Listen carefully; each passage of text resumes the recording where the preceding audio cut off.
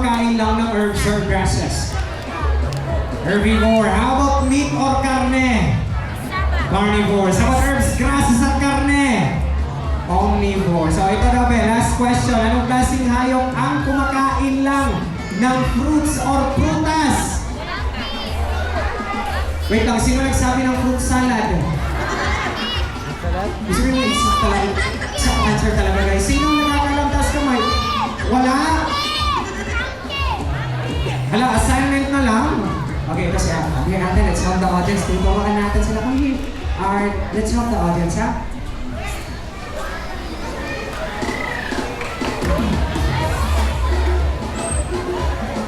Okay na ate? Anong klaseng hayop ang kumakain lang ng fruits or prutas? Frugivore. Frugivore. Ayun, palakpakan po natin si ate guys. The correct answer is frugivore. Sige nga, kung nakikinig kayo, ano yun? Hindi fudgivore, ha? Okay, frugivore. Frugi meaning fruit, vorvorous meaning eater po. Okay, once again, frugivore or frugivorous po. Okay! Alright, now guys, perfect. Daddy is back home na.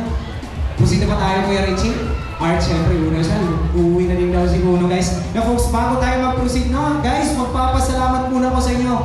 Folks, thank you so much for choosing Davao Crocodile Park and Zoo as one of your tourist destination here in Davao City. Maraming salamat po sa inyo. Okay, palakpakan po tayo ulit. Alright? Thank you so much, guys. Again, 5:30 mamaya ha, yung fire dance natin. Pero, guys, we have our animal petting pa. So, picture taking tayo namin sa ating mga animal ambassadors. Okay, now kuya! Now folks, let's proceed now to our next animal ambassador. Sa mga inaantok dyan, alam kong inaantok na yun guys eh. Again, sa mga inaantok dyan, mawawala talaga yung antok dito folks. Ito yung artistahin sa amin guys. Ang itinitilian at ikinakikiligan ng ating maraming kababaihan. The fan favorite. Now may I call on? Alam kong kilala yun folks. Again, now may I call on? Piolo! Palakpakan naman po. Okay, palakpakan tayo mga kamay dyan guys. So, kung pala, palakpakan po. Okay, once again. Wait, Piolo. Baka, sino? Daniel. Wait, okay.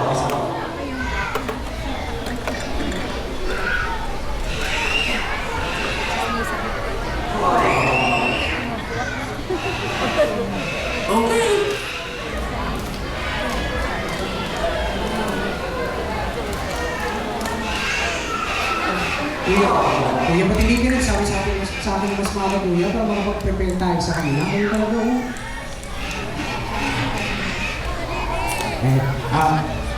Folks, ulit-ulit ko itong sabihin sa inyo. Once again, we are still working with wild animals. No, as much as I want to train them, we don't want to change their behavior. Sabi kasi natin mga trainers guys, wala daw po si Pio sa likuran at nakatakas daw po. At nandito lang daw po sa ating harapan, maybe check under your seats na lang daw, eh. Folks, tulungan na daw namin namin mga highlanders, magpapagalitan. Diyan daw mga kuya, kuya Rex. Wait lang. Wait. Yung seryoso nga sila. At yan ba mga kuya? Confirm. Alam mo na kung nandiyan na nga guys. Alam ko lang ilaw. Alam ko.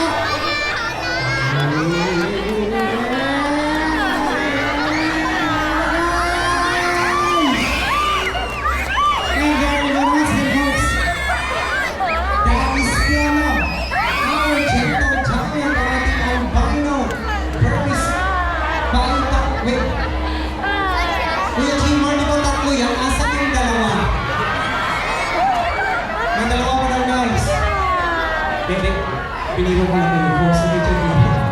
Joke mo po kasi sarap yan. Once your folks, no?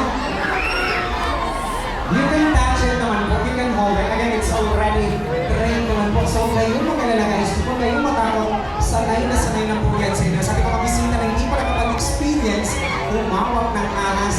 Stay po na kayo dyan sa mga buwan guys. Kasi si Kuya Gino na po. Kumang-a-adjust. Siya na po ang lalapit sa inyo po.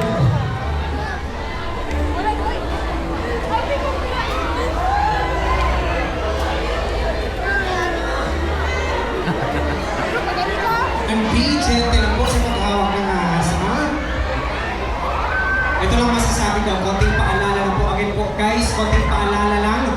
Pwede niyo pong hawakan ng ating ahas. Huwag lang po ang ating trainer. Medyo lang, guys. Kung gusto mo hawakan sa Benji, pwede naman po. Thanks, Benji, naman, guys. Saan ka punta, mama? Okay, thank you so much, Kuya Gmar, for inviting Fiona. Alright now, folks. Before we go, this afternoon, I need one adult guest na naman po. Pero guys, again, hindi ako yung pipili, ha? Si Kuya Gmar, sumusunod lang ako sa kanya kung sinong pipiliin niya. Kuya Gmar, sinong pipiliin natin? Sinong maswerte ngayong hapon?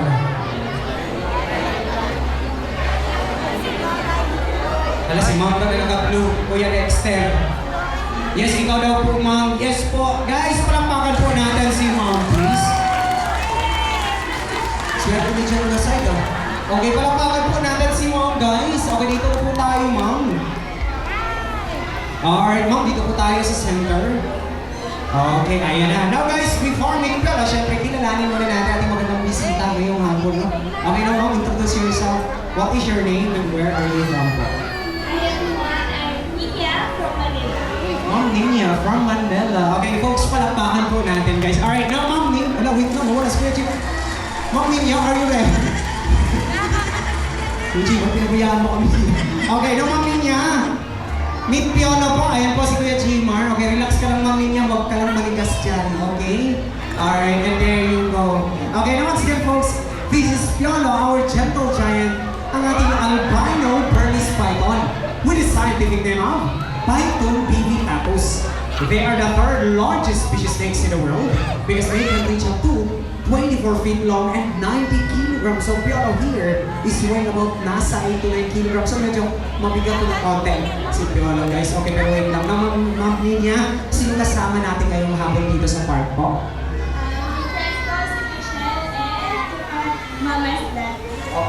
Okay, asa daw kasama ni Ma'am? Ayun pa pala, si Ma'am Michelle. Okay, now guys, hello, boy, Now guys, take a lot of beautiful photos for her. Please pang-mali ko ni Ma'am Nina sa Facebook, pang-Instagram. Ma'am Nina, show your Valentino post. Okay, and don't you worry, Ma'am Nina, no? Guys, non-venomous naman po ang ating ahas. So, ibig pong sabihin, hindi po nakakamatay ang kanilang kagat. But they are constrictor, meaning, sasakalin nila yung pagkain bago lalamunin ang buo. At tamang-tama po, gutom po si Piolo ngayong hapon. Di joke lang guys. Okay, now, friends, Ma'am Mitch. Ayan, take a lot of beautiful photos for her, please. Okay, picture na po natin si Ma'am Nina. Okay na, Kuya Gmar?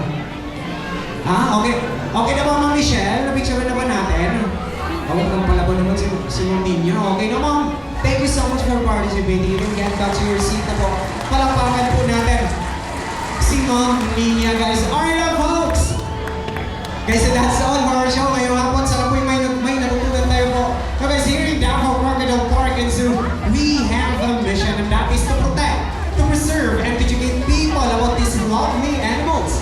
The moment you enter this facility, you are not just here to take some photos or videos or animals. You are already helping us with our mission. That's why a round of applause for yourself, please. Guys, pakilala natin ulit ang ating mga pocket trainers. Once again, Kuya Gmar with the snake, Kuya Richie with a cactus parrot, Ate T with a timbas, Kuya Simon with a balloon, Kuya Dexter with a kalahot, good si taas na si Kuya June. And once again, folks, my name is Kuya Boy, and we are Davao Crocodile Park and Zoo, working with nature for a better future. Mabuhay mo rin. Nagandang salamat sa inyong tanan. Alright now guys, like I said kanina, no, sa ating mga bisita na gusto mong magpa-picture, sa ating mga animal ambassadors, folks, just for a straight time po tayo dito sa center. At guys, lapitan po ang natin mga trainers. Okay, and folks, be gentle po sa ating mga. Pero isa ating mga bisita na nag-enjoy,